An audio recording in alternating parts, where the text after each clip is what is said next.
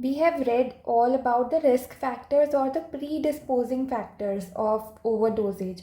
But what are the causes behind overdosage? So, the first one is biotransformation and elimination of the drug. So, biotransformation is basically the chemical alteration of the hydrophobic, you can say, substance to a hydrophilic substance so that it can be easily absorbed and eliminated through our body.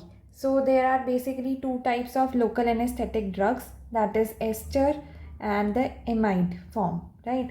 So the ester local anesthetic drugs are rapidly biotransformed, whereas the amide local anesthetic drugs are slower, or you can say slowly biotransformed than the ester local anesthetics, right?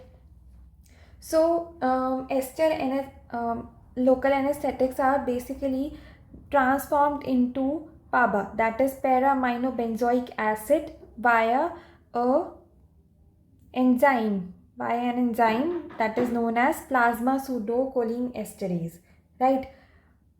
But when this enzyme is not present in our body, that is, or if it is in atypical form, that is atypical pseudocholine esterase is present, then ester is not easily biotransformed into para-aminobenzoic acid, causing higher concentration of local anesthetic drug, that is ester local anesthetic drug, inside our blood, right?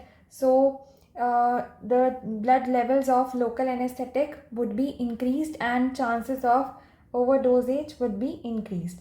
So also amide local anesthetic drugs are also biotransformed via hepatic microsomal enzymes present in our liver, but any liver disease would not absolute contraindicate their use, right? So amide local anesthetic drugs are also biotransformed into the liver, as we have discussed, right? So any liver disease does not absolute contraindicate their use. So there is basically a relative contraindication, we can say, but there is not an absolute contraindication, right? So renal dysfunction can delay elimination of active local anesthetic from the blood, nothing else, right? Second cause of overdosage, you can say, is excessive total dose.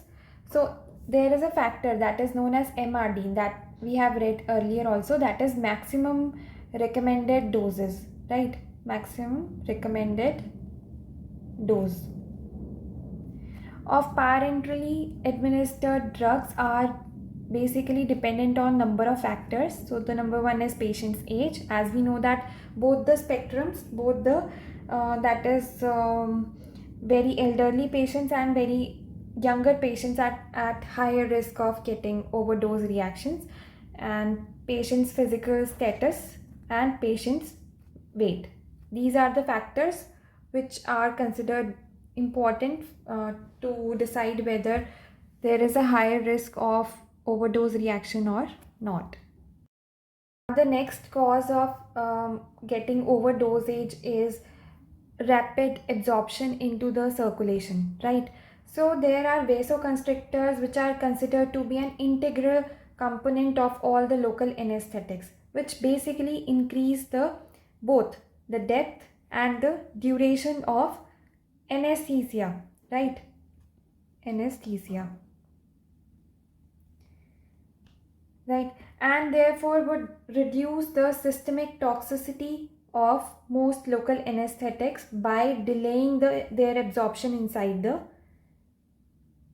CVS,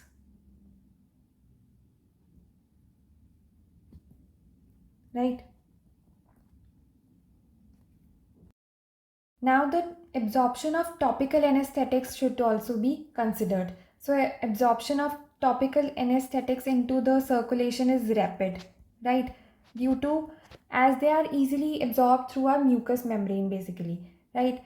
So amide topical anesthetics are easily absorbed and therefore are having increased risk of serious reaction, whereas ester topical anesthetics are less likely to produce an overdose reaction because they are slowly absorbed inside our cardiovascular system, you can say, right? Or you can say poorly absorbed.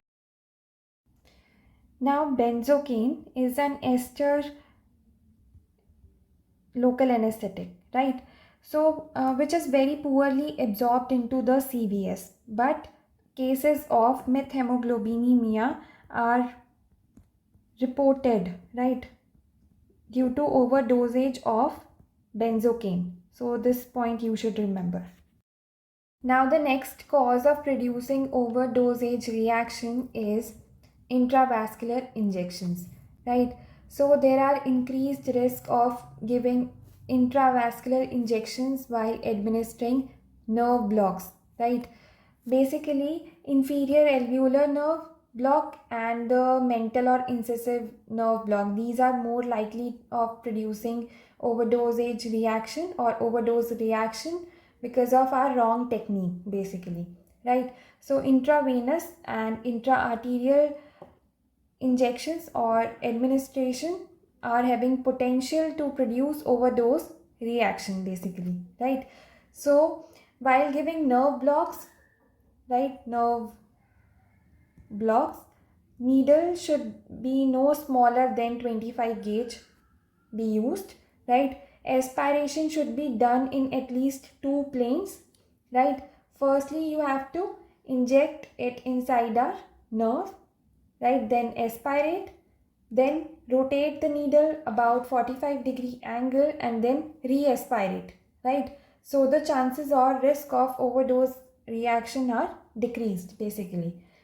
And most importantly, slow injections should be given to reduce the risk of overdose reaction, right? Or toxic reactions, basically. So the ideal rate is basically 1 ml per minute.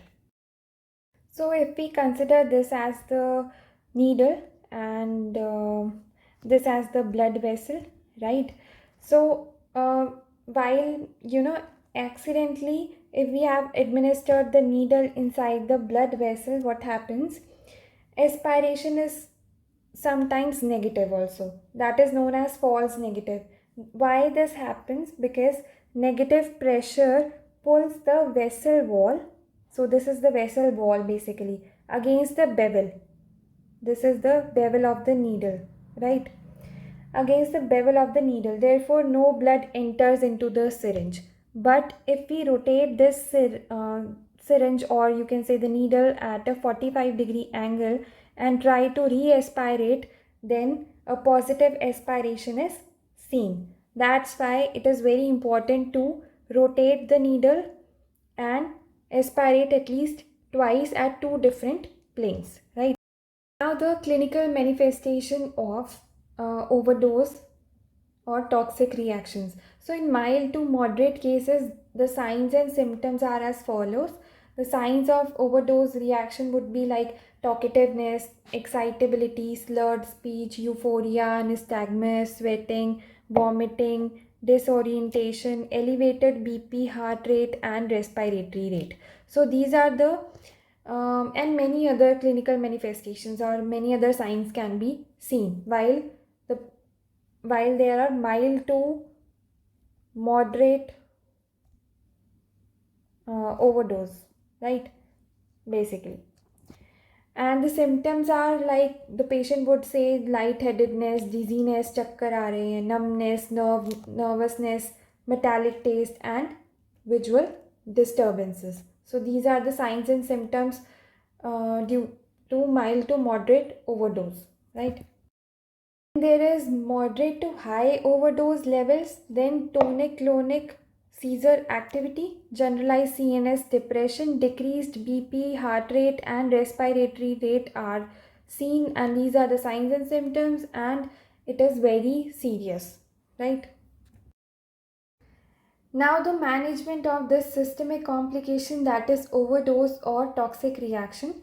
So, for managing it, there is a basic rule, that is PABCD rule, where P stands for position, A for airway, B for breathing, C for circulation, and D for definitive care. So firstly, we have to position the conscious patient comfortably, right, in a comfortable position, basically. Then airway should be maintained. So for that, administer oxygen. All the vital signs should be maintained and monitored, right? And then definitive care should be provided to the individual, right? So reassure the patient that everything will be all right. After that, you have to administer an anticonvulsant drug, right? So basically 1 mg of midazolam per minute is given, right, until the clinical signs and symptoms of overdose is subsided. 1 mg per minute of midazolam, that is an anticonvulsant drug, right? Now, how to manage severe overdose condition, right? Like tonic-clonic seizure. So, firstly, place the unconscious patient into the supine position, right? ABC, that is airway, breathing, and circulation, should be assessed, maintained, and monitored, right?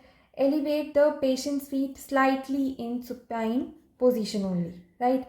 Arms, legs, head should be protected.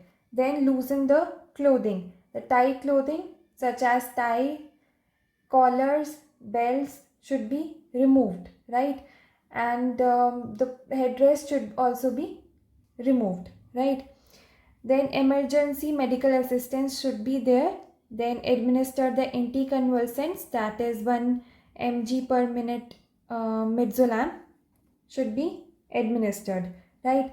It can be administered IV or via IM route or via intranasal as well, right? So there are different routes of giving this or administering the anticonvulsant drugs, right? After these seizures are subsided, then additional management can be done via vasopressors, that is ephedrine, right? This is indicated if hypotension is or hypotension persists for extended periods, you can say for 30 minutes, right? If hypotension persists for about 30 minutes or more, right, then vasopressors, that is ephedrine, should be given, right?